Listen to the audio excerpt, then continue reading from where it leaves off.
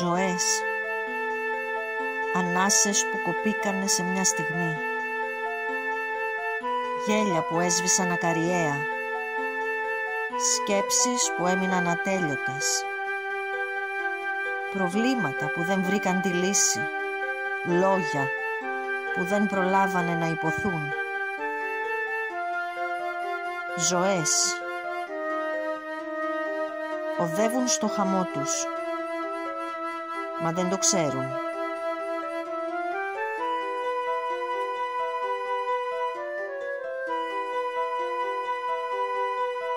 Ψυχές που έμειναν μετέωρες να βλέπουν τα συντρίμμια, να ακούν το θρήνο του θανάτου,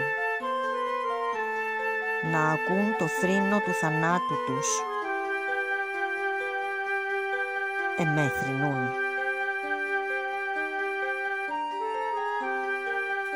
Πώς κομματιάστηκε έτσι η ζωή?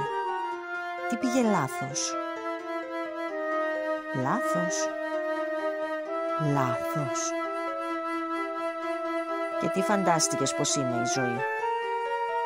Μια ιστορία που τη γράφεις με μολύβι?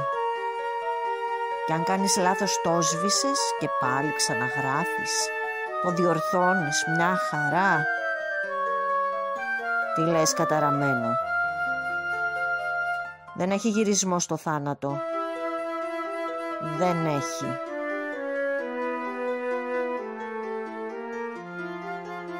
Μείναν μετέωρες ψυχές να ακούν το θρήνο, να ακούν το θρήνο του θανάτου τους, το θρήνο, την κραυγή, σπαραχτικά θρηνούν, θρηνούμε.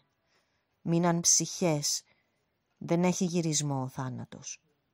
Δεν έχει.